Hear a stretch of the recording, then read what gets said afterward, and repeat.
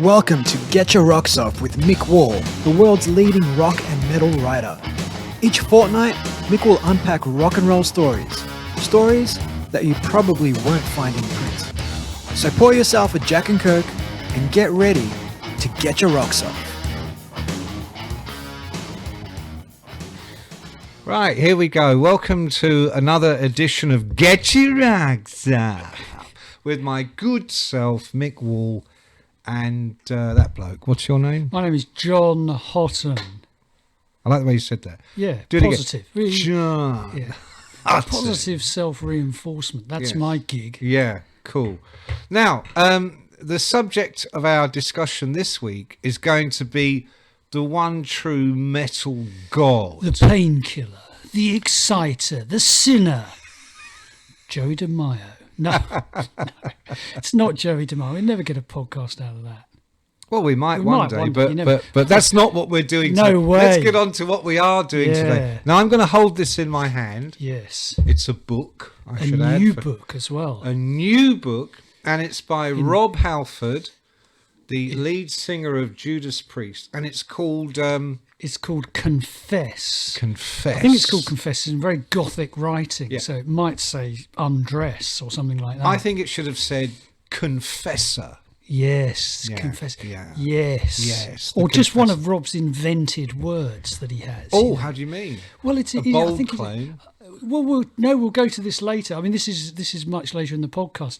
But on the Painkiller album, the first song has a word. It's something like, I'll smash you, I'll crash you, I'll parametalize you. Parametalize you. Yeah. And he just comes up with this stuff because he's a metal god. Well, he is a metal god, and I think before we go any further, I'm really interested in this metal aspect because I'm partial to the Priest. Who isn't? You know, those of us who have been converted to become defenders of the faith. No, I love me some Priest. Oh yeah. But I was looking on YouTube the other day because it cheers me up. And I found a clip. I thought it was from when I was with them at Rock in Rio. It wasn't. It just looked very, very similar. And Rob comes out.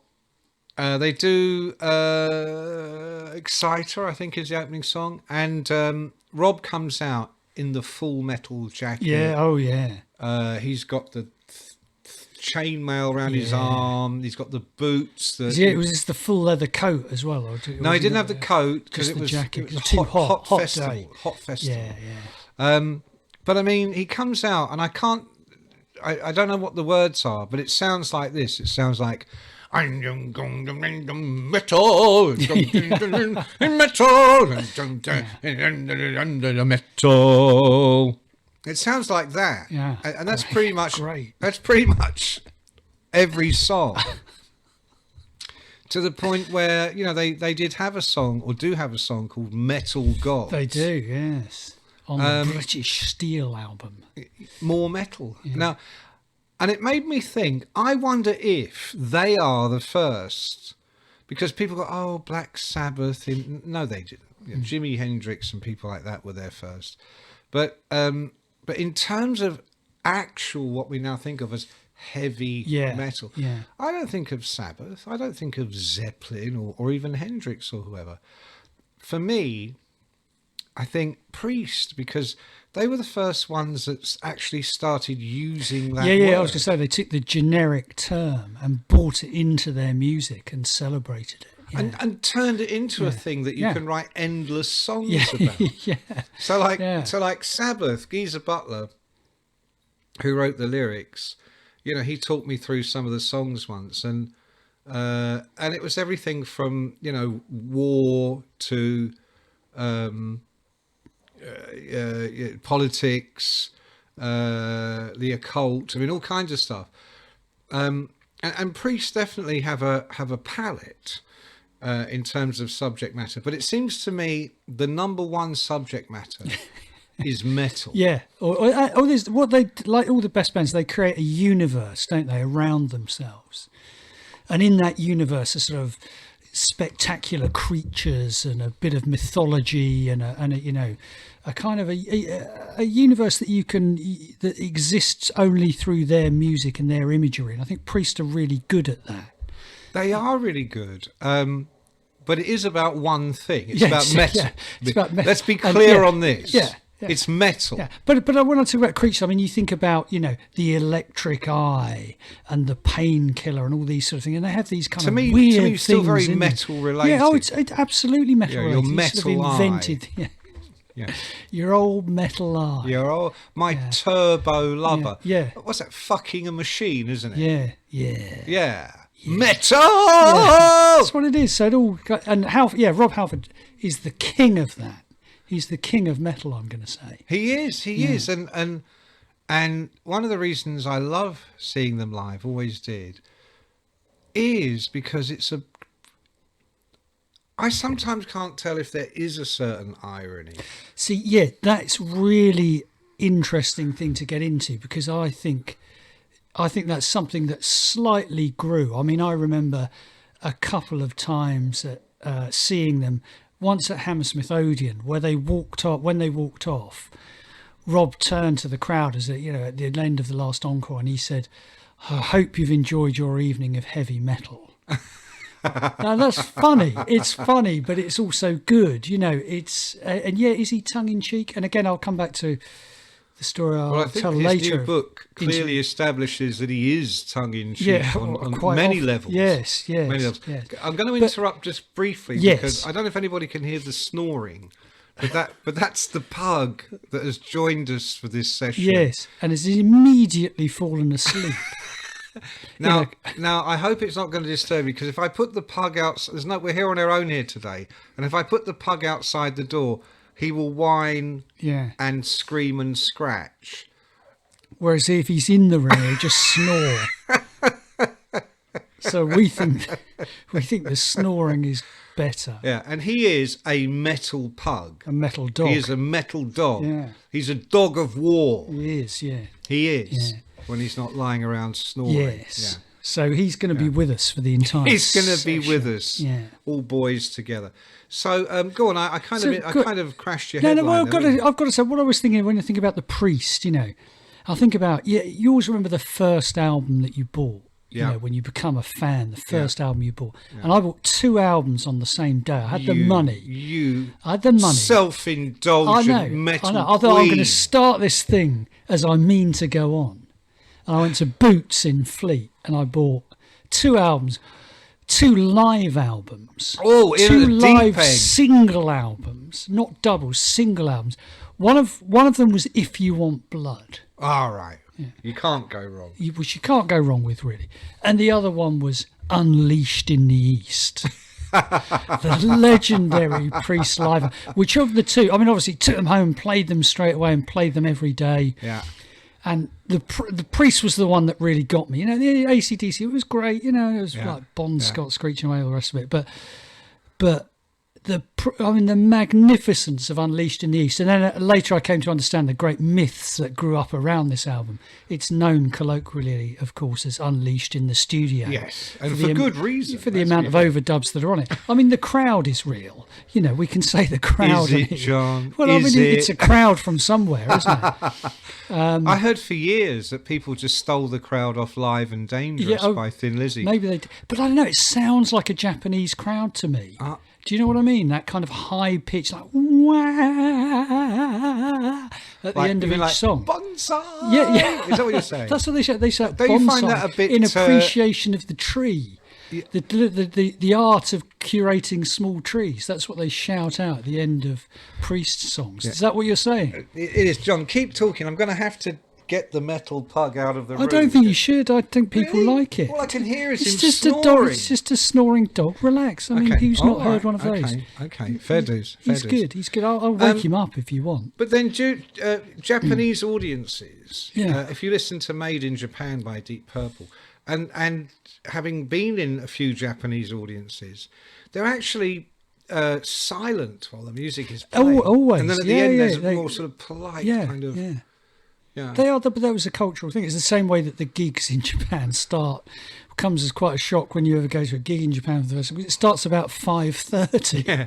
Then you get the night off afterwards. So you're home in time for tea. That's why whenever you read stories of heavy metal mayhem in Japan, you know why? Because they've knocked off work by 8 o'clock. Yeah, the absolutely. night is young. Absolutely. Yeah. Absolutely. Yeah, and there's a club called, or used to be a club called the Lexington Queen. Right. And that was kind of like the rainbow of Tokyo. Yeah, yeah. You know, everybody that had done a gig would end up at the Lexington Queen. The night I was there was Metallica, Queensryche, Gary Moore, and some other lesser lights. Yeah. Bloke that was once the bass player in a group who once did something with maybe one day in the long ago.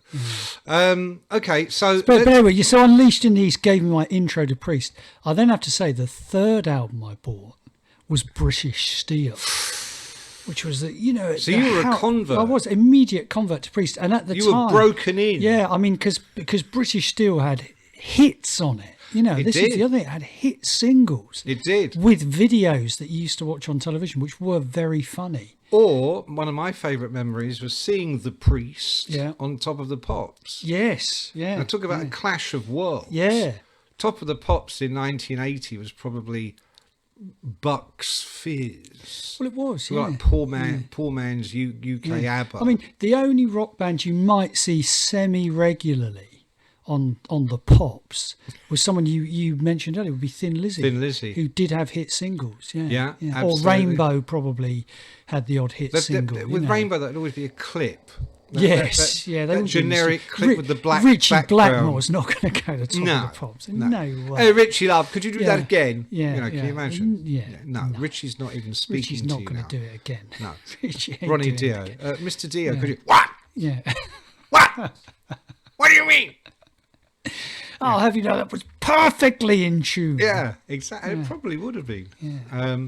So we're kind of straying, which is not like us. Whereas the Priest would mime as well. They'd join in with the fun. That's what you want. They'd mime. They'd let you know they were miming. So it'd be, again, like you were saying about Halford, always slightly tongue-in-cheek. He'd let you know he was miming. Yeah. He'd let you know he's in on the joke. Yeah. But at the same time, it's a heavy, he's got all the leather stuff on, everything, Yeah. And he's actually doing it properly. And you've got KK down. Yes, with his flying Who V. should have really been KKKKK. Well, not, yeah. 5K down. You've got to watch the amount of 5K. You've got to watch the amount of Ks. You do You have don't to want to go 3. No. That's for sure. No. Yeah. But 5. 5 is 5K Downing. the classic Mick Wall Award. And then K. maybe even 6 if it was If it's particularly particularly good Maiden yeah. album. But you've also got Glenn and KK doing that synchronized thing. Yeah, Kind of like Quo, but more demented. Yeah. Headbanging in sync. Yeah. Yeah, but also, like the left to right. Yeah, Dung, dung, dung, and then Ian Hill at the back sort of, Yeah. hello, Mum, remember me?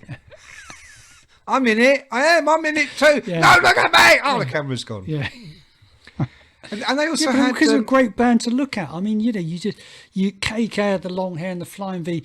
Glenn looked great. Rob looked amazing. So great. I mean, you're not going to look at the bass player, are you? No. Under those circumstances. I didn't even know they had a bass player for about 15 years. When the aforementioned Joey DeMaio came along and Yes. realised, if you want to be noticed as a bass player, you better take your shirt off. You better get a bear skin on. Get a loincloth and bow and arrow. be able to play, what was it, Flight of the Bumblebee at 300 miles an hour. See, that proved his awesomeness. It did. That demonstrated the depth the of bass, his musical the bass knowledge. could go beyond mere bass. That and the fact, you have to say, we're going down a different track here. Somebody said Manowar aren't worth talking about. The fact they had Orson Welles on their first album is astonishing. Or as Joey DeMaio used to call him, Awesome Wells. Yeah, well, he thought that was his name. He genuinely thought You saying it wasn't his name? Everybody knows his real name was Awesome. Awesome gave a terrific performance on that song as well. Let thee not pass, Abaddon. Abaddon. It was amazing. Really good. And Joey DeMaio, once I interviewed him, he told the story of Orson Welles turning up at the studio, and Orson Welles was there when Manowar walked in, sitting in a chair, which must have been amazing. Smoking a cigar he with said, cognac. so what happens is they start playing this insane Manowar song, so, dun, dun, dun, dun, oh, and the Badlands underneath it calm, insanity. And then it stops, and you have this narrated passage, and Orson does the narration. So they get him to do this thing, and Joey. This story's probably been refined over the years, but in the telling of it, Orson does this magnificent take, because at the time he'd been the voice of Demek Sherry, so obviously he's got the voice. He's got thing the voice. Nailed. He's got down. the moves. In addition with making some of the greatest films ever made, He's done the Demek Sherry advert. And he's got Which the he will voiceover always thing. be remembered Always be for. remembered for that and Citizen Kane and Manowar. And he's got the narration. So he does the narration, and then it's all this. Oh, let thee not pass Abaddon as they went into hell. He does it exactly like that, exactly as it appears on the album. Fantastic. And then he looks up at the studio window, and all of Manowar are looking through. Probably got their loincloths on. Of course, They had their absolutely. loincloths on. No, they definitely probably did. They always wore them. They did. What are you always talking wear them. about? They just used to get on stage in their street clothes, which happened to be bare skins. Yeah, that they just and killed. Yeah, and exactly. made, fashioned. They just A fashioned. bear's head fashioned as a helmet on his head. Right. That's right. I look through, and Orson Welles looks up and he goes, "Who is the author of this piece?"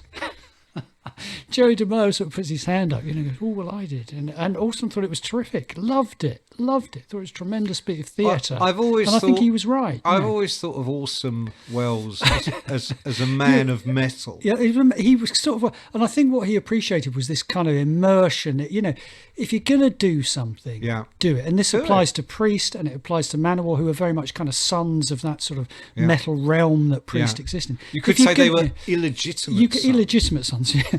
But if you're going to do it, do it. Yeah. Go around in a loincloth. Yeah. Get Orson Welles on your album, and these are, I think, the lessons of Priest.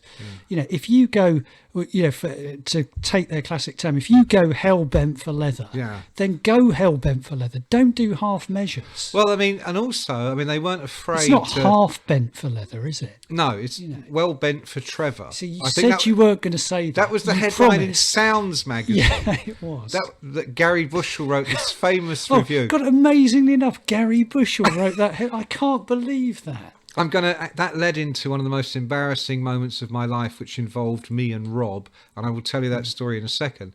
But I was going to say, priests weren't afraid to push the boundaries. So, in the same way that Joey DeMeo would bring in a severed bear claw and rest it on his shoulder as he did a bass solo in the studio.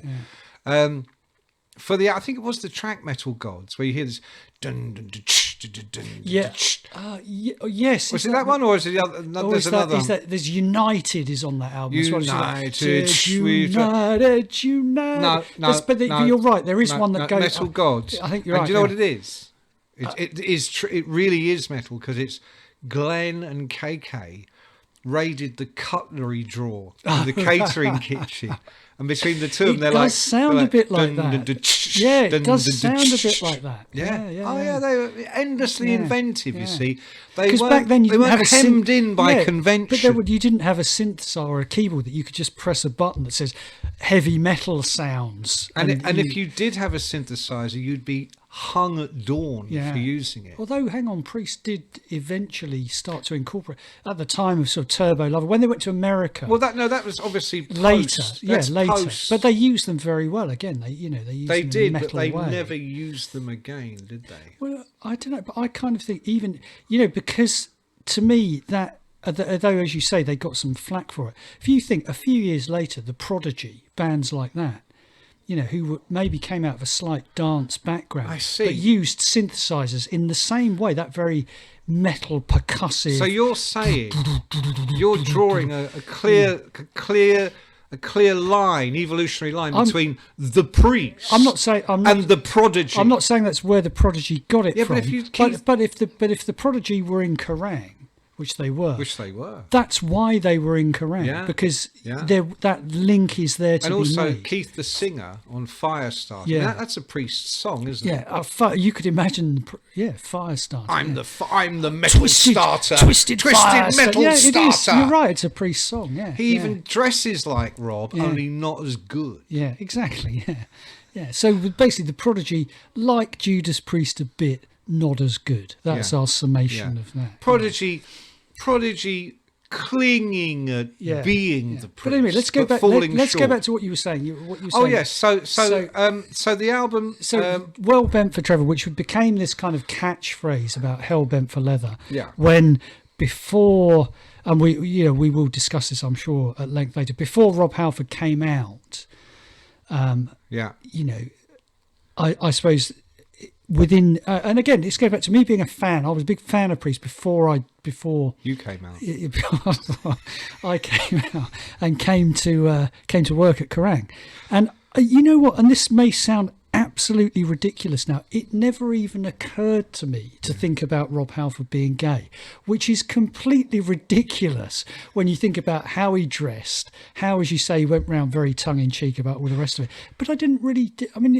It didn't seem a connection to be made. And then when I got to Kerrang, and this is sort of in the music business, this is kind of common knowledge, but it's not spoken about, it's not put in the magazines, except in a way in which we look back on now. It's probably quite cruel. And as you know, Hell Bent for Leather changing to Well Bent for Trevor or whatever, and Gary Bushell. Anyway, queuing you up. Okay, so away you go. So 1978, it's their second album of 1978, and wasn't it called Killing Machine in America? But over here it was called. Well, no, they'd done Stained Class, and then they did Killing Machine, didn't they? Whether it was it called something else? Yeah, was it called not Screaming for Vengeance? No, that was later. Idiot, fool, research, metal imposter. Yeah. Okay, whatever fucking thing was called. It had Hell Bent for Leather on it. And Priest have been getting great reviews in Sounds, which I contributed to, very lowly contributor in those days, all by Jeff Barton. And then I think just to kind of spread the love, as it were, Gary Bushell had started migrating from writing about oi punk bands to writing about UFO and rock bands like that. Yeah. And so he gave him the Priest album, and Gary just took the piss mercilessly, gave it 2 stars, which was the equivalent of saying it's fucking rubbish. Band didn't see it coming because, Sounds have been huge support, the only music paper, in fact, that were supporters at the time. And I think even the headline was Well Bent for Trevor, wasn't it? I think. And consequently, Barton was supposed to go on the road and do the feature, and he had something else he had to do. I'm sure he would have braved the storm otherwise. Yeah. Bushell was too busy laughing down the pub to give a shit. They went, what schmuck can we give this... What bozo is on the staff? What idiot would actually thank us for that? Hello, Mick. Would you like to go on the road with the Priest? I'm like, of course I want to go on the road with the Priest. They are metal. So, and then I got, in those days... they would send you the cuttings and things like that, for your deep research. And I'm reading this fucking review on my way on the tube station to go up. I'm meeting them one morning at the Priest headquarters in London. And I'm reading these cuttings, and here's this Bushell review. And I'm thinking, oh my, because I'm doing the story for Sounds. Yeah. I'm like, oh Christ. Well, at least they know it's not me. Yeah. No. They've never met Gary Bushell. All that their hackles are up because why isn't Jeff coming? Yeah, very suspicious. This guy, the dog man. This guy Gary Bushell has given us the worst kicking we've ever had, and the headline was Well Bent for Trevor. Oh no, the cat's out of the bag. Yeah. And now we've got this bloke we've never heard of, don't even know him. And the idea was me and Rob were going to drive in a limo from London. They were doing 2 shows, one in Wolverhampton, presumably the Civic Hall, and one at the De Montfort Hall in Leicester. Leaving from Ealing Tube Station. Pretty much, some headquarters in town. Yeah. And we get in the limo. It's me, Rob, and a press lady. I can't remember her name. And it's what is it? 2 hours, 3 hours on the motorway. It takes you an hour to get out of London. Yeah. It's a Friday afternoon. It's pissing with rain. It's like November or something. I've never met him before. He's never met me, and he is not in a good mood because they thought I'd been sent to do a hatchet job. Yeah. And so we literally didn't speak the whole way. We drove up in silence. Now, I'd only probably done about 2 interviews in my whole life. And you thought that was what an interview was like. to be I'm greeted thinking- with silence was nothing new to you. Greeted with silence. No, I thought this would be easy to transcribe. No, it was horrendously embarrassing. And then this woman rolls a joint, and I wasn't particularly experienced in that area yet either. But she could have brought out a T-shirt and said, "Do you want to put this on?" I'd have put it on. It was just trying to be genial. So I all had a puff on this joint, and I immediately felt paranoid and mute. I wanted to speak. But so much going on in my head, yeah. nothing coming out of my mouth. So it becomes acute and I mean horrendous. They start talking amongst themselves, and I'm literally just looking out the window at the motorway. Finally, we get to Wolverhampton on a Friday night. God, no one's ever been so glad to get to Wolverhampton. Pissing with rain. It's like dark afternoon. It's like 5 in the afternoon or something like that. And Rob tells the driver to stop on the high street, Wolverhampton High Street, right outside Woolworths. So this fucking limousine. This is 1978. In Wolverhampton, they'd barely seen a fucking car in 1978, let alone a limousine.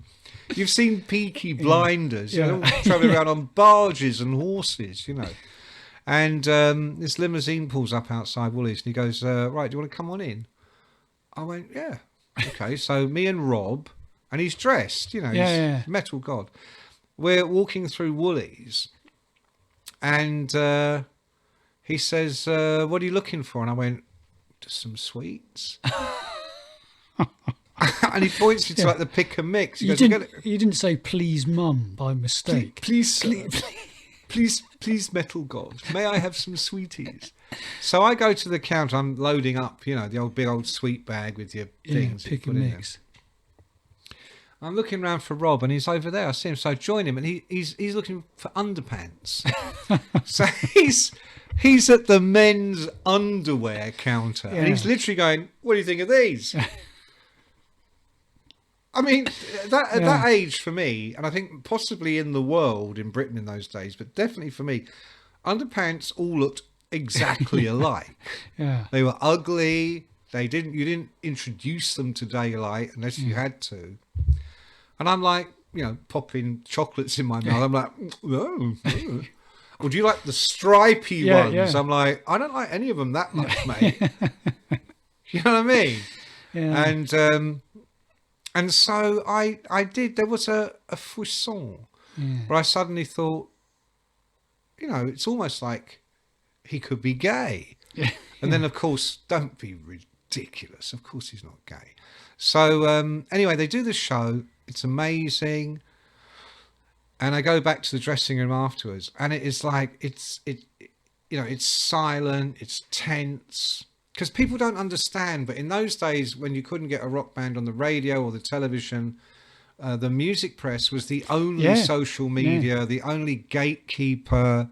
Unless you were a pop group with a big hit single, you were an album artist, you absolutely relied on the music press to sell the product for you. And I just came in going, "Well, that was amazing, fantastic." And they were like, "Really?" I'm like, "Yeah, that was great." And they went, "We thought you wouldn't like it." And I'm like, "Why?" Because now I don't know. I've done something. Yeah, done something wrong. Yeah. Didn't like the underpants. Yeah. Clearly, I played the underpants and the Smarties wrong. Yeah. My Woolies moment was a test. A metal test. A metal test. But then we went out that night, and Rob disappeared. They were like, "Where's Rob?" "Oh no, he's gone off with his friend."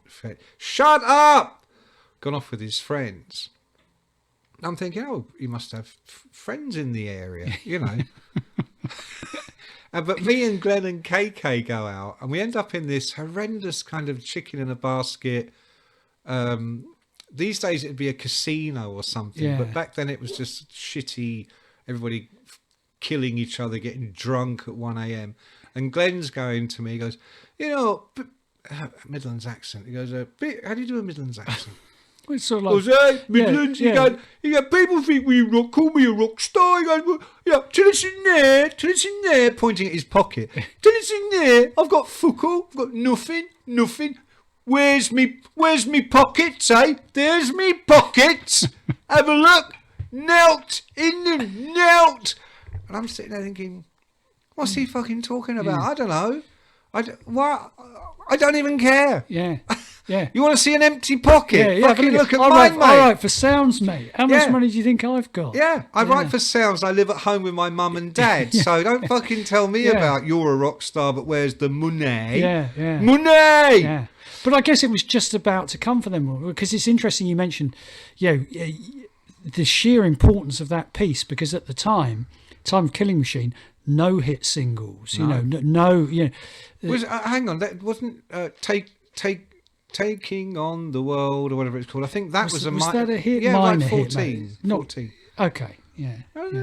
But it probably sold more to get to number 14 in those days. Probably, yeah. But then British Steel comes along next record, and then you have got these very definite attempts to write 3-minute songs. Breaking the Law. 78 was also, sorry to jump in there, but as you're saying this, was also when they really, as it were, unveiled the new image of leather and metal. Because in the 70s there'd been a bit more Wishbone Ash, a bit more kind of Led Zeppelin on a Quiet Day, frock sleeves. Yeah, that's right. Yeah, there was all Sad Wings of Destiny and all that sort of thing. Sad Wings of Destiny. Stairway to Heaven, but not. No. Well, I mean, again, Sounds was sort of instrumental in the famous Whips Over Walsall, wasn't it? When Rob came out of his mum's house in all the gear, and you had this great sort of amazing juxtaposition of Walsall Council House and Rob in his. Who would have come up with that? Alan Lewis or Jeff Barton? Maybe Jeff. Who knows? It does sound like a classic Walsall. Jeff, doesn't it? Yeah, love that. Yeah, love that. Love that. Because Rob was from Walsall, and all these places, Wolverhampton, Walsall, Nottingham, Birmingham, Leicester. It's all what's known as the Midlands, and they were all of them originally from the Midlands, and They were.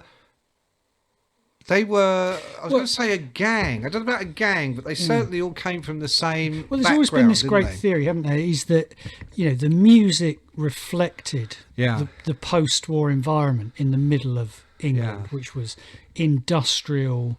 In the 1970s, socially is a time of tremendous upheaval in the United Kingdom. The unions are immensely powerful, bring down the Heath government, cause a load of sort of industrial action is constant. You have the 3-day week, all of those kind of things. And at the end of the 70s, along comes Margaret Thatcher and begins the process of breaking the union power. So against this kind of post-industrial, post-war deprived hellscape comes this kind of music. And here comes the idea that heavy metal is somehow, as you sometimes hear it referred to, as the white man's blues. It's coming out of this almost toxic environment, and this is the way out. And so you get this intensity to the music, to all of those bands. Sabbath and Priest sounded that way for a reason, and they can't be divorced. As much as they're very funny and they come up with these images and so on, they can't be divorced from their environment entirely. Well, Rob in the book early on writes about scenes of going to school, and the school being next to some horrendous factory that was just banging away day and night. And you would basically be kicked out of school, and end of the next week you're in the factory. But if you watch, episodes of Peaky Blinders. It seems to be Mick's entire his entire guiding social history of the Midlands. I'm just is saying, reflected through a TV show in the UK which is called Peaky Blinders. Very big all over the world. Yeah, very big all over the world.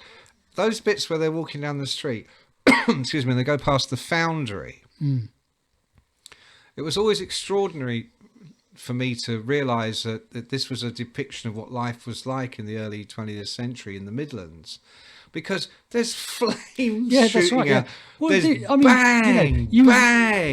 It's like a bloody Priest concert. Well, you were sort of talking earlier about Rob and Priest bringing celebrating the term heavy metal, using it as something to write about. I mean, I always thought there was this one of the many theories about where the name originates and where the etymology is from this sort of, it's like a it's like a foundry, a furnace, the way that and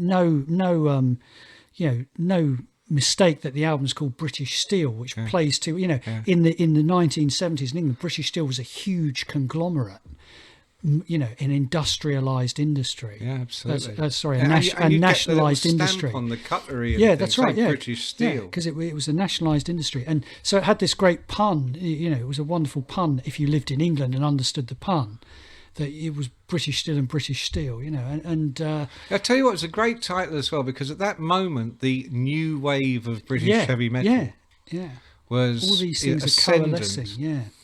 And I think one of the great things about Rob and Priest and Glenn and KK is that they were never shy about grasping an opportunity. So I mean, I'm skipping, but we mentioned Turbo, synthesizers. Well, that's what we should talk about next, because of all of those bands, those the new wave of British heavy metal bands, the two that leap ahead and really make a success of it in America are Priest and Iron Maiden. And Iron Maiden is, I say a success. They were having gold albums, which is, I mean, that's 500,000 copies. It's not to be sniffed at. It's not. But Priest go out there, and Priest actually make that jump into being an American stadium rock band. In fairness, they had been going out. I mean, there'd been this long build-up. I mean, they come from the era where a record company would let you release 5 albums, none of which do shit. Yeah. But maybe the next one will. Yeah. And that's what happened. But you're right. Now, all I was going to say in terms of opportunism is that by the time you get to Turbo, ZZ Top, a year before, have just had this absolute game-changing album, Eliminator, which we now know there are no live drums on, that we now know all the synthesizers and guitars were Billy Gibbons, all the vocals, and that it becomes, ZZ Top, who are absolutely epitomised this group from Texas that were realer than real, authentic. The guys carried pistols, those cowboy hats were real, and they become these unlikely pioneers of synthesized metal. And Priest, I think, see that as their opportunity to broaden as well, and they do Turbo Lover. But back in 1980, they'd been around since the early 70s, but they somehow are able to align themselves with being one of the new... Can you give the pug a kick or something? Being one of the new breed of British heavy metal bands. And what single Living After Midnight, that's still one of the greatest rock songs of all time. But I'm pretty sure they had one thing I want to mention at this point, and it's really worth checking out if you want to ever see a great period, early 1980s period piece, is there's a film called Heavy Metal Parking Lot. I don't know if you've ever seen it. It's only 50 minutes long, and it's I can't remember what year it's filmed in. It's either very late 70s or I think early 1980s. And it is filmed in the parking lot before a Judas Priest gig somewhere in middle America.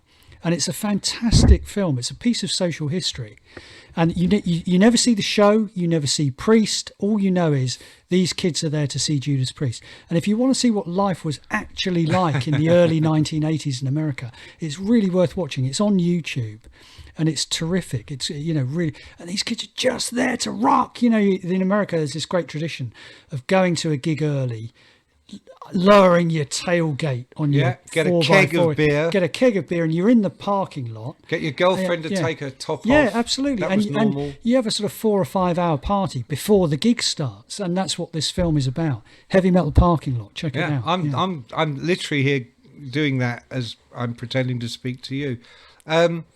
I agree, and I mean, but back to Rob. I think if it hadn't been for Rob, KK, Glenn, all of them would never have adopted that suit of armor, but the studded thing. Yeah, I mean, it was in the air. Maiden definitely were going there. Motorhead were going there, but Judas Priest turned it into like a Star Wars franchise. Yeah, they turned it into. Not a kind of I'm kind of casual, I'm pretty fucking daring dude, don't mess. They turn it into we are Terminators from the future. Yeah, we are Cybermen.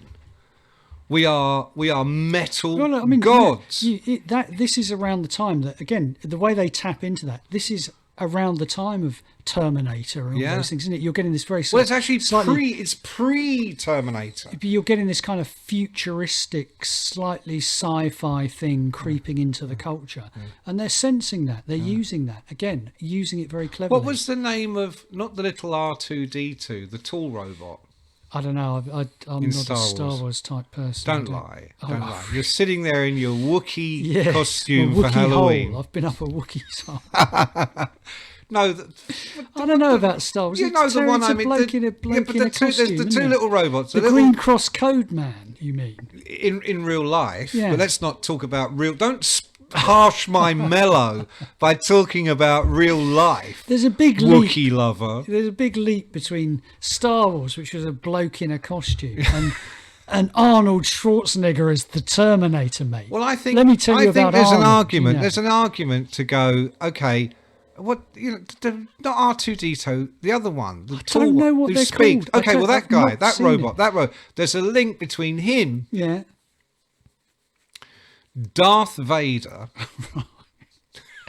the Terminator. Yeah, there's a missing link, and do you know who that missing link is? God, you're going to tell me. Rob Halford. Yeah. He's Rob Halford. Because actually he did then start, because I think he accepted the fact he was losing his hair somewhat, didn't he? CP30. Oh, sorry, go on.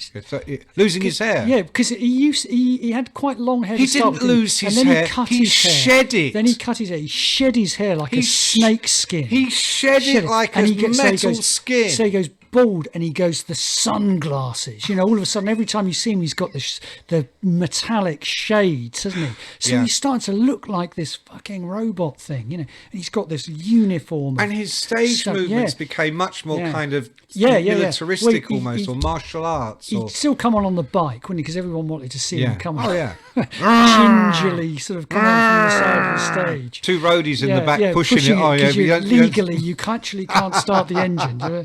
Just push and him on. And a whip in his hand. Don't forget that. All of that stuff. Amazing, yeah. Don't forget that. Oh, no, but that's theatre. And the voice, and then let's say the voice. I mean, he developed this kind of percussive way of singing. So he'd have a low voice. Yeah. And that would be the kind of narrative voice. It would be, he coming up metal. Yeah. Metal. But then you get, of course, and he'd suddenly go up into the stratosphere. Yeah. Your man not had even range. Attempt to range. I think I might recreate it by treading on the pug, which I'm not going to do. But that's the only way. He's up where only dogs can hear him. He is, and the music goes with him. Yeah. So, I mean, some of my all-time favourite Priest numbers, like "You Got Another Thing Coming." Yeah. Love that. Yeah. You got another thing going. Yeah. They always get the extra little flourish. Yeah, yeah. It was all great. So they had this sort of tremendous period through the which 80s they design. I mean, yeah. they this is built in the studio, Yeah, built in the yeah, yeah, lab by yeah. Dr. Halford, and And his they, Frankenstein. but they monster. managed to stand apart from. You get this great wash coming through of hair metal, and then Guns N' Roses, and then grunge, and all of those things. For the most part, Priest survived that and just stood as this entity on their own. Well, they were revered. I mean, obvious places like Maiden. I think not so much Steve Harris, who always had a bit of a bee in his bonnet about Priest. Fucking hell. But the guitarists definitely saw the value of Priest. But when you get to I know you're going to say Queensryche, oh yeah, absolutely. I thought you were going to say Pantera, who were another band who. Well, they loved. In fact, I think didn't they end up touring and doing a little bit of work together? Yeah, but and Halford worked with Phil Anselmo. Yeah. Megadeth, the grunger, Megadeth, Slayer, Metallica, particularly Dave Mustaine, loved Judas Priest. And in fact, one of the tours I was on in America in the very early 90s was the Priest / Megadeth tour. Wow, that would have been He could not have got more metal. That was a heavy metal bill. You could not have got more metal.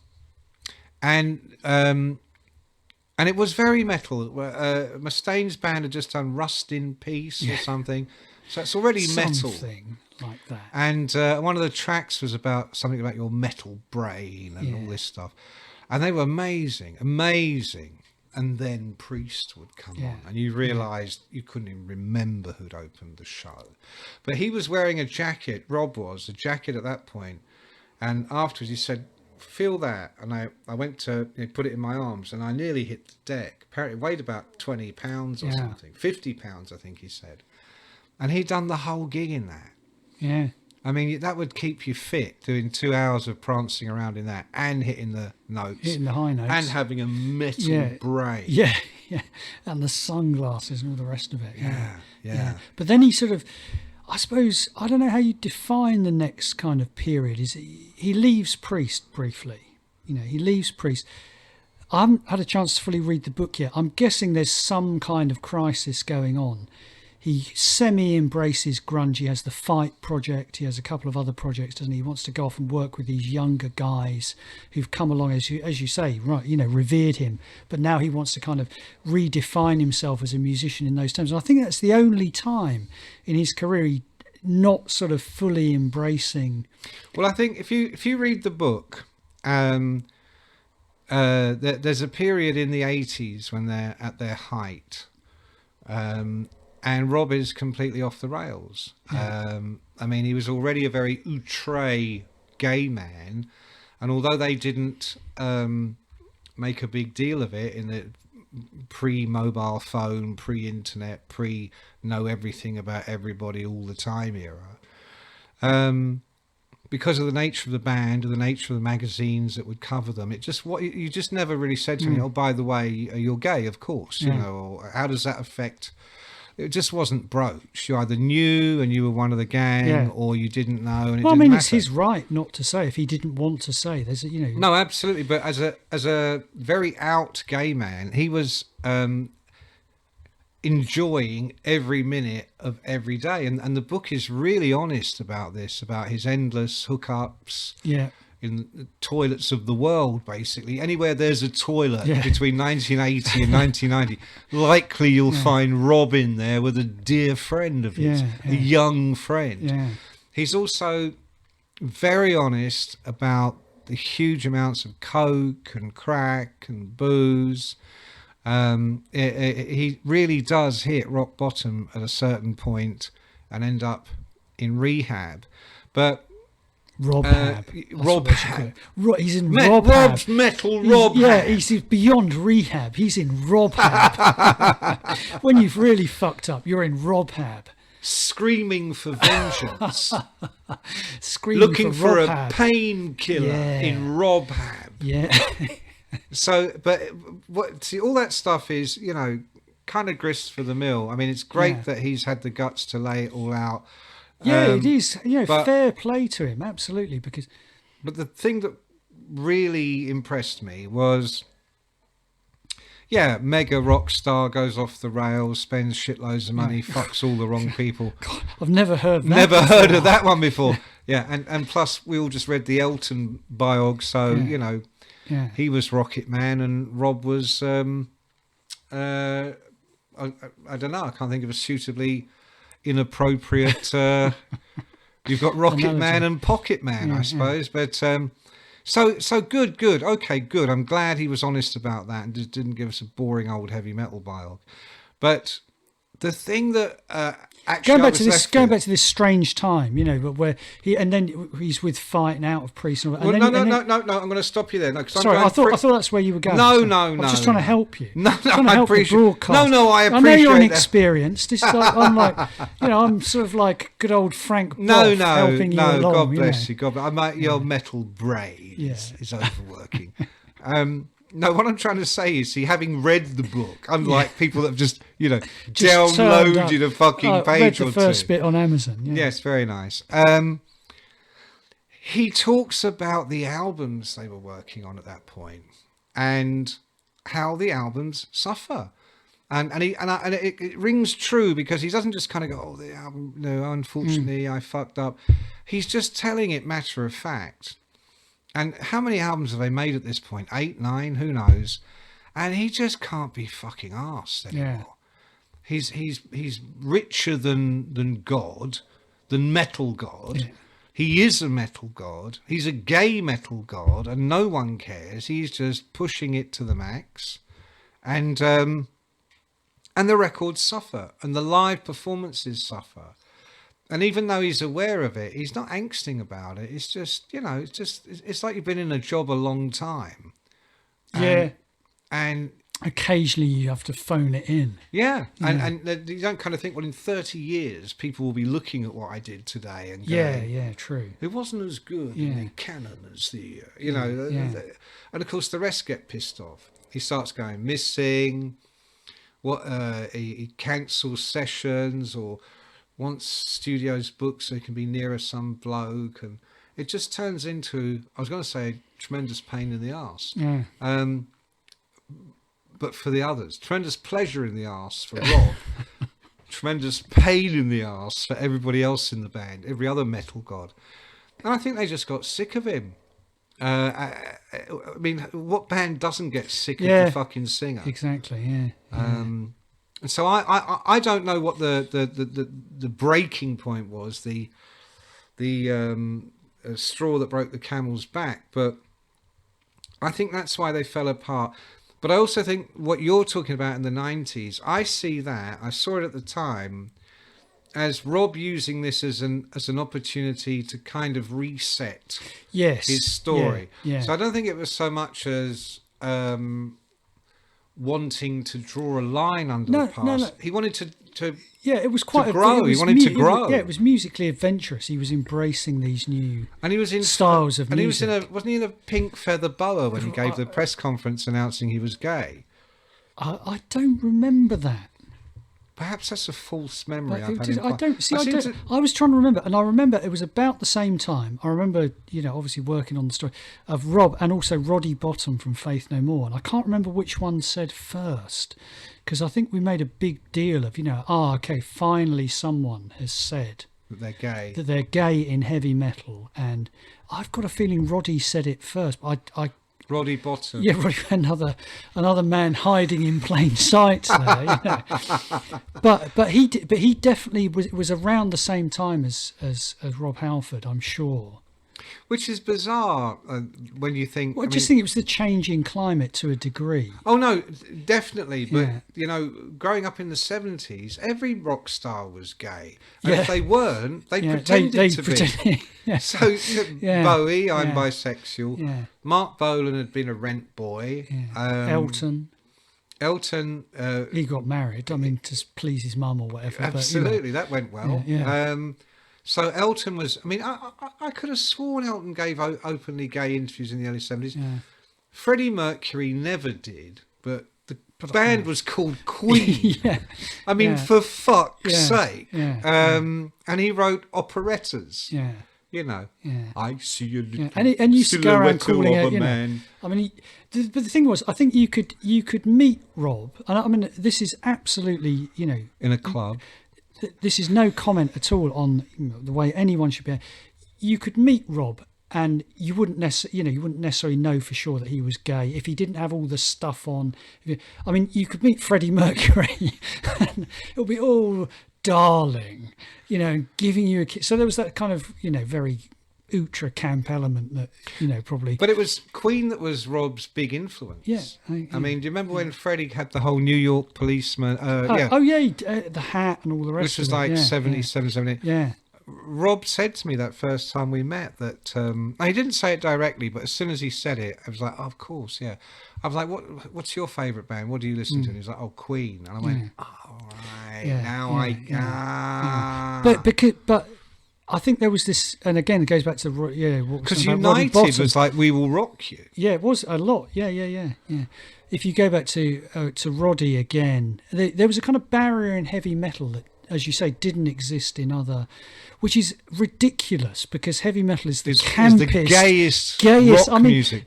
I'm sorry to break this to you, it is, kids. You know, mincing around West Hollywood in chapless pants, and your hair up to here, and makeup in it with an invented name.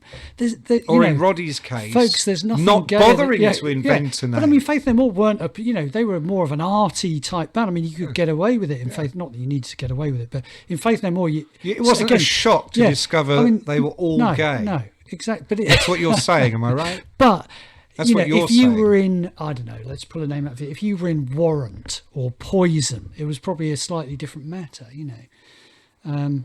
And so I think that barrier broke at that point. Yeah. It was around that time they both said that. But Halford suffered, though, in the 90s for that, didn't he? It did, rather than bring him on a par with Cobain or people like that, it seemed to me that it just alienated your hardcore Priest audience. And Rob is now left in this netherworld of 9 Inch Nails type stuff where it's perfectly good what he's doing. But because he is so long established as the metal god of Priest, you know, in the horrible way of the way the business works, is he's not allowed to become something different. And I think quite quickly in many ways, he's back in the closet. Yeah. Because it became a kind of the only thing people would talk to him about. And he wasn't winning. I mean, Fight was a kind of a retreat from his original musical exploration. Fight became a kind of a rearguard action. But I do mean that in a very straight way. God, this is not coming out. This is bad. This is so not working. Okay. I don't mean any of that in a sarcastic or ironic or piss-taking way. What I mean is, I think Fight was a great rock band, and I think he was, in the same way that Bruce Dickinson, after having tried to do all kinds of other things outside of Maiden, comes back with a really strong metal album, which becomes the stepping stone to him going back to Maiden. I think Fight was the stepping stone that got Rob back to Priest. So I think the coming out thing, I don't think it did, in terms of his career at that time, did it any good whatsoever. No, I mean, it was probably just almost a rite of passage that, okay, he probably was sick of lying about it. Yeah, this is now fully acknowledged. Yeah. You know, and I think in the end, now, you know, I guess it'll come up again because of his book, and as you say, he's been incredibly honest in his book. But now it's like a kind of shrug of the shoulders thing, isn't it? It doesn't impact on. Yeah. But I mean, it does and it doesn't. In the same way that I love Freddie's campness, I love Rob Halford's campness.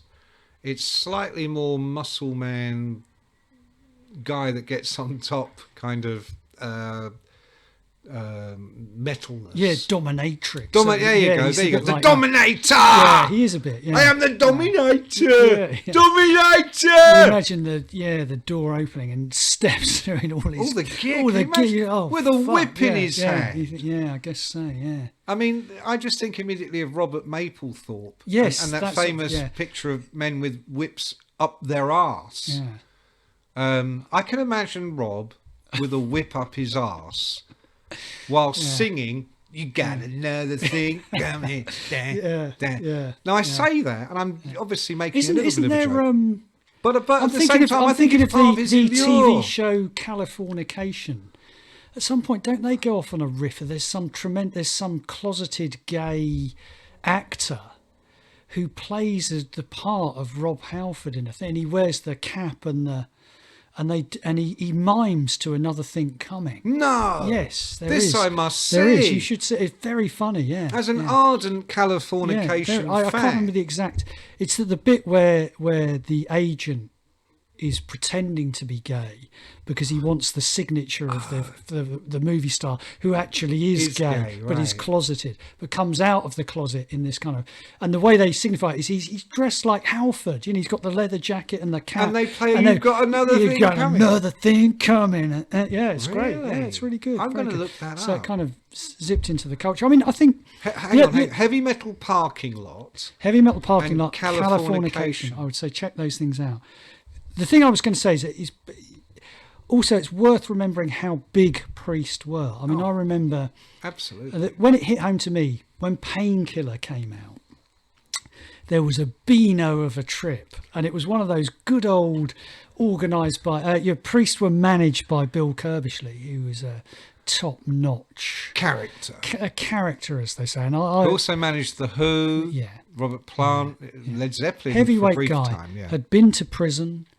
For a crime he did not do. He did not. He didn't do it! Weirdly, I can absolutely guarantee you that, and it's a very strange connection.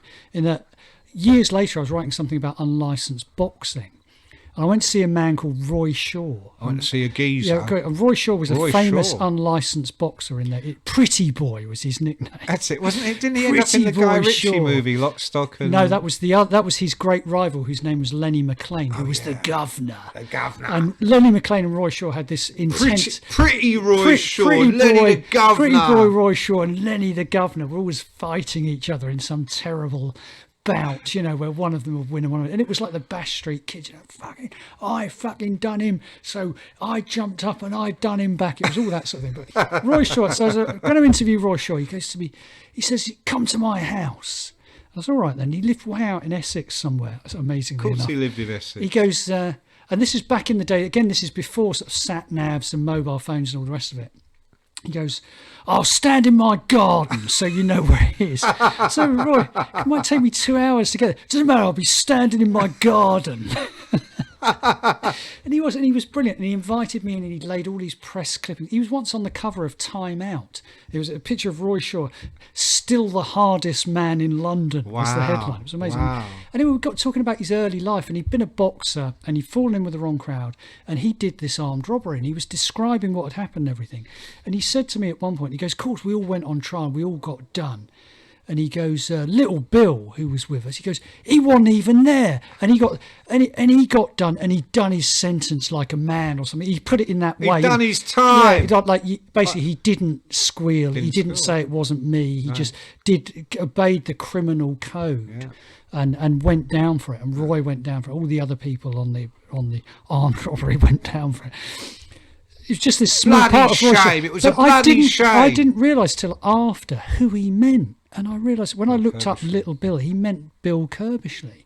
And so from the mouth of the guy who was on the robbery, so Bill Curbishley wasn't on the robbery. But anyway. Bill told me a great story once about, you know, we talked about Don Arden in the episode about managers. Don was scary, you know. And Bill said to me, fucking, when I was working on Don's book, I was talking to Bill and he goes, "Yeah, Don Arden, he's a fucking joke." He goes, "He rang me once. He said, I'll be over there with," I can't remember his Mad Frankie or whatever his name is. He goes, Is that right, Don? Well, if it's you doing the dishing, I ain't worried." I can believe that fully. I can absolutely believe that. And so I suppose the point I was going to make is Priest were really incredibly well managed. As you say, Kirbishley had great experience. You know, he had Robert Plant, he had The Who. So he's used Great manager. he's used to managing big rock bands. He knows how to do it. Yeah. So we go off on this Beano for Painkiller. And they'd hired a plane to fly us to... A plane killer? We're going on the plane killer. We're only going to Spain. We're going for the day. Right? Spain, yeah. Going to Spain. A light, crafty Cockney day out in Marbella. We were going to Marbella.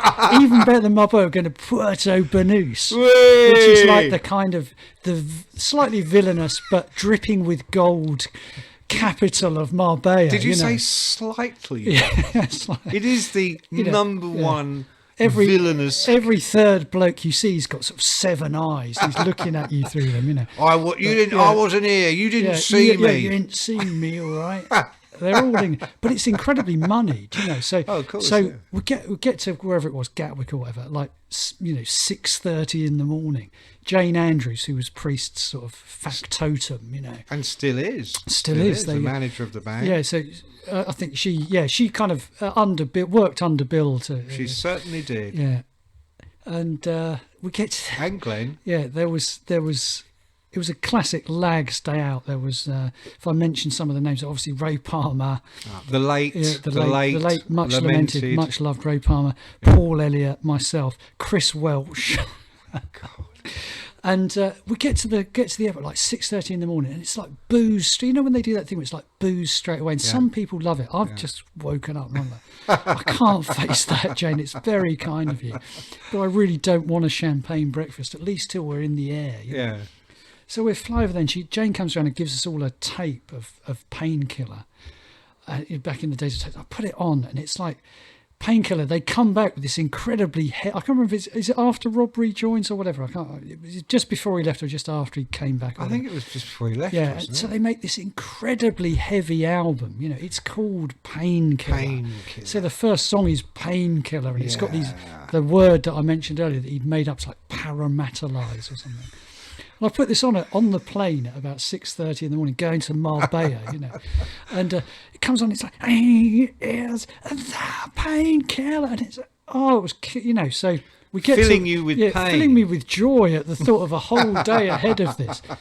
And Welchie was sitting quite near me, and he's going for it with the old champagne, as lots of people were, you know, because it's a Beano, it's a day out. We get to, I think we landed somewhere near Benidorm, and then you drive off down that coast road in Spain. You sort of go through Benidorm, which is like the crappy tourist bit, and then you get to Marbs, you know, and then you get to Puerto Banús. And they'd hired this hotel to do the stuff, and it was beautiful. It had a gorgeous old stone church in the hotel that was there. Like a lot of elderly people lived in the hotel, and they had this, because it was a very Catholic area. They had this lovely Catholic church and all that. So we're waiting to do the interviews, but obviously there's like loads of us, a plane full of us, and there's only one band, so we're all sitting around the pool waiting to do our interview. And research, making notes. Chris Welch goes to me. He goes, "Oh yes, I suppose I better listen to the album, hadn't I?" And we're by the pool on these loungers, and I was watching him, you know, and he puts his headphones on, and this, you know, Painkiller starts. Is that pain? And Welch is going, and his eyes start to close, and he falls fast asleep by the pool, listening to Painkiller. You know, Jane Andrews walking around like, staring down. He's fallen asleep while listening to the Priest. You know, very funny. He's lucky that she didn't order a hit. Probably throw him in the pool. Yeah, that was his first and last trip. It was only because he was so revered as a sort of, you know, long time. Well, he was, because he was from the 60s, but by the time you're talking about, he was like an old. Yeah, he was like an old. He used to tell brilliant stories. He asked one of the best questions I've ever heard anyone. He told me this story after. One of the first things Jeff sent him to do when he came to Kerrang was go and interview Wasp. And you can imagine, can't you, Welchie turning up, saying, hello, chaps, how are you? Know? And I used to know Jimi Hendrix. Yeah. Blackie Lawless is there, and he had the cod piece on. You know, the fucking he had of course chainsaw, he did. Chainsaw cod piece. Blackie was also very metal. Let's not forget that. Yeah. So he's got this chainsaw cod piece that he's wearing for some video or whatever it was. And Chris goes to him, he goes, oh, he goes, tell me, Blackie, he goes, how do you sit down in that? And Blackie Lawless turns around and goes to him, you know what? He goes, I've got a special chair that's got a slit cut in it so I can sit down backstage. Yeah. Great question that, you wouldn't have asked. Now, that prompts me to wonder if Rob would have had a special chair, or possibly, I think, like, did you ever watch the Voyager franchise of Star Trek? Again, you're asking me about Star Trek. I don't know anything about Star Trek. No, Star Wars, rubbish. Okay. Star Trek, no, that's real. That's real. William Shatner, I remember that. Well, that was the originals. Yeah. I'm talking about... that was the only sort of the original and the best, surely. No. Voyager was far and above one of the best. Yeah. The great enemy in Voyager was the Borg. And the Borg spaceships were these cubes. Not Beyond Borg. Funny you should say that. I'm pretty sure they were named after him, because they were completely emotionless machines. Right, yeah. And they would send... He was probably more likely to be Cyborg than Beyond Borg. But anyway, let's No, not I'm pretty get sure it was distracted Beyond Borg. No, I'm pretty... Because Borg was pretty meta. He was, yeah. He was a machine. He was a killing machine. So, the Borg, the first hailing sign you would get is... We are the Borg. You will be assimilated. Yeah. They always tell you shit like that, don't they? It's like they never try to lure you into a false sense of security. It's like, we have assumed control of your planet. Prepare to die. That's Priest. They don't come on and go, I love you, you love me. Oh, how happy we will be. Dong, dong, dong, dong, dong. Now they come on with, bum, bum, bum, bum, we're going to kill you and fuck you too. Right. So the Borg didn't sleep. They literally would step backwards into like the control system and stand there like this, and they would charge, and they'd be charging. Right. Now I'm pretty sure that's what Rob had backstage. Yeah, probably. Yeah. In the heyday of the Priest. Yeah. Borg Halford. Oh, sorry, gave away his real name. Rob Halford would be just into the mainframe. Yeah. Yeah. So Blackie had a special chair, anyway, so Welsh Rob had a cube-shaped interstellar craft. Dome, yeah. But we're finally going on and interview Rob Halford, and I asked him about the made-up word, and I wish I could remember what he said, because he had this sort of tremendously funny, tongue-in-cheek reply, all you know, or something. It was almost like a carry-on reply, right. It was very funny, and that was the first time I'd interviewed him, and he was just struck me as clever and funny. And he's a smart cookie. Yeah. I'll tell you what, a very nice man. Yeah, decent. Underneath all the madness of having been... We take the mickey, but I tell you what, when I used to do a podcast called Dead Rock Stars, my compadre... I don't like to discuss that. No. It was before my time. Before your time. It's like talking about the first wife to the second. Yeah, to the younger, prettier... the younger, prettier second wife. Yeah. Who comes in when the husband's got all the money. Yeah. Almost like that. But he always used to say to me, we were talking about someone, a dead person, he'd say, but was he a nice guy? I used to get so impatient with that question. No. And I would say, none of them are fucking nice guys. Do you not get it yet? Of course he wasn't fucking nice. He was a complete wanker. Rob Halford, I make an exception. A genuinely nice man. Very intelligent, very lovely to speak to, fucking talented, still got a great voice. And you look at what he created. I mean, Glenn and KK, great musicians. They could have been in all kinds of different bands, but they happened to have Rob, and Rob molded Judas Priest into the titanic metal gods that they became and still are. While we're making fun, we always make fun of everybody, but Rob, I got special time for Rob. He's a really great guy, a really great artist. And you think what he's been through, I mean, the kind of laughing behind your hands, or making imagine what that was jokes. like. Yeah.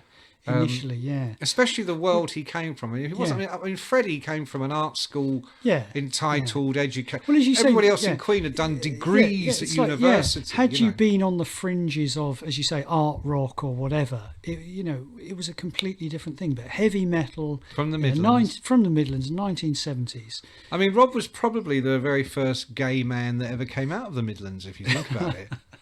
Sure, Because he there weren't was. any before him. No, There no, weren't definitely any. not. He's But- a one of a kind. But what he got and what he has now, which is terrific, and I hope he enjoys it, I'm sure he does, is this sort of late career sweet spot, which you often get when you've been Yeah. a sort of legendary performer and you've stuck to your guns, Yeah. and you come through it. You get to this point where you become revered for having done that and having been through Absolutely. that.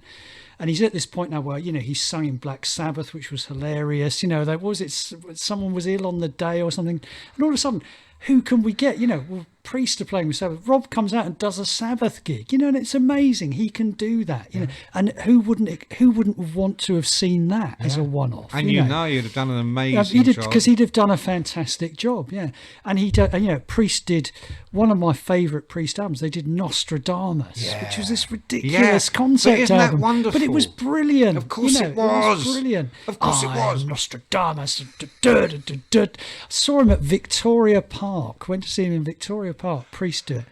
And talking of, he came on in all the gear and £50 jackets. He had to virtually be helped on, Right. Because he had this huge sort of leather cape, Nostradamus cape, and it had a hood, so you could, you course it had a hood. couldn't see who it was, but obviously it was fucking Rob. He's got this big hood on, and he's got a trident, like a huge steel trident. What a fucking It was guy. amazing, and I they love start with that this. guy. I am Nostradamus, and the hood comes off. Yeah. Yeah, and you just think, this is heavy metal. Yeah. This is what it's all about. This is what we love. It's just ridiculous. It's brilliant. It's over the top. It's mad, but it's great. It's great. And the reason it works is because it was wholehearted. Again, it was.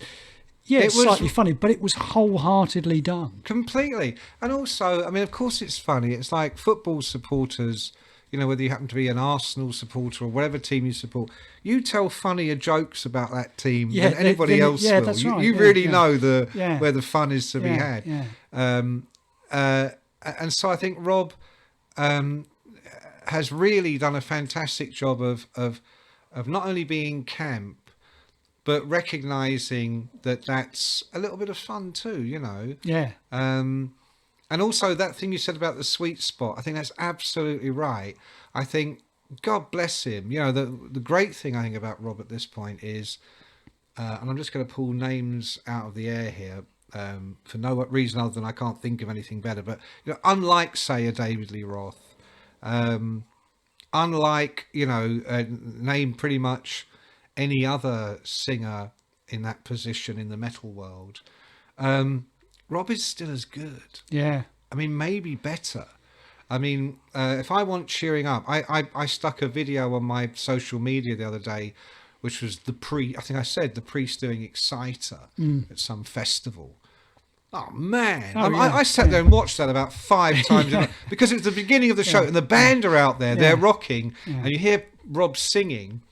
But he's out the back somewhere, he's got a handheld mic. Yeah. And you can hear him going, metal, metal, and then you catch a glimpse, and as the crowd catches a glimpse, you hear them going nuts. And then you get a full body shot of him, and he's resplendent in this amazing metal costume, which on him looks right. Yeah, it does. That's right. Not, some of us couldn't pull that off. Well, it's funny you should say that, because just the other week I was wandering into the old Bull and Rose in yonder village in my £50 full metal jacket and they asked me to leave. Yeah. Not surprised, yeah. Couple of quick Rob Halford ones. I believe this to be true, but I haven't checked it in the book. Did he do his audition for Priest miming to a Doris Day song into a hairbrush? Or is that an urban myth? Well, it sounds somewhat unlikely. It's true. You see, you heard it from Definitely John Houghton true. first. It's definitely true. Definitely true. Is it true that Rob Halford and Freddie Mercury once had a secret love? Oh, I don't know. I didn't know that. Answer: Yes. only in Rob's dreams. Oh, really? I don't fucking know. I've got no clue. I'm making it up as I go along, mate. I see. This is okay. I thought you were coming with some kind of knowledge about this. Oh, no. Podcast. Psychic knowledge. Psychic knowledge. Yeah. No, I don't know. But I mean, look, listen. But you said to me earlier when you handed There he is on the back, look. when you handed me the book, you said just open it any page in the middle. You'll get something good. And I did. And what did you read? What was I the did. first And thing I'm you gonna- read? Read it to us, John. This is the first thing I read. What page is it? It's page 266. Of course it is. This is the paragraph upon which I alighted. This is Rob now, not me. Through Hank, I met a bisexual Marine sergeant on the base called Steve. He was just as ultra-masculine as Hank, but his big thing was threesomes with his wife Dawn. Marines were allowed family visits, so I would go along at the same time as she was there. Once the door was shut, she would go at it for hours. I'd leave there more exhausted than if I'd been for a gym workout. See, now that's a paragraph. If you want to sell your book, people, write paragraphs like that. It's entertaining. It's interesting. Open this book at any page. I'm going to do it now. And by the way, it's called Rob Halford Confess, or as I like to call it, Confessor. I'm going to open this at any page. Okay. Okay, hang on. Talk amongst yourselves. Okay, I was in this Woolworths with this bloke. I was trying to buy a pair of underpants, and what happened? Okay, it says Jim arrived at the hotel looking sweaty and agitated, with very well chewed lips.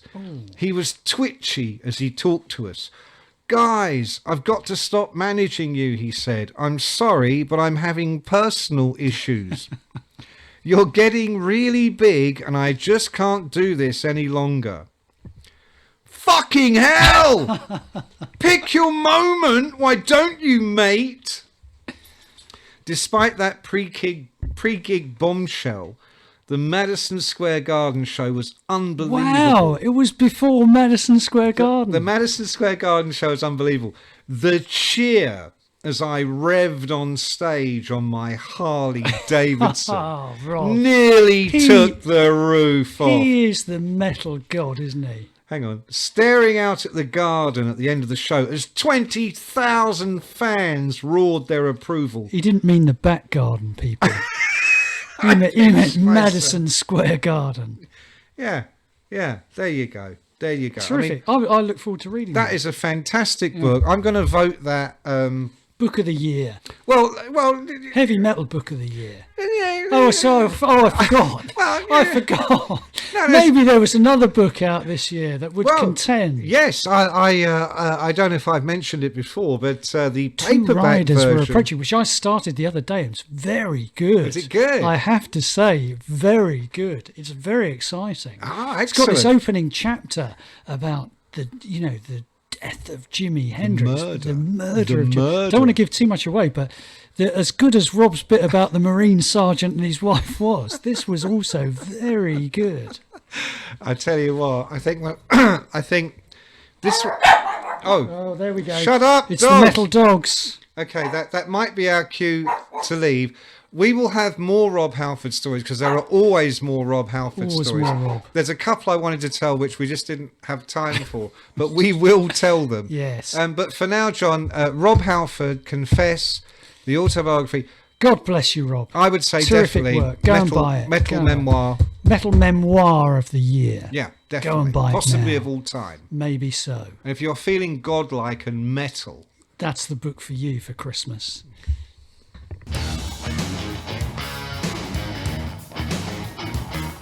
If you liked this episode, be sure to leave us a review, share it with a friend, or plain old subscribe wherever you happen to listen to it.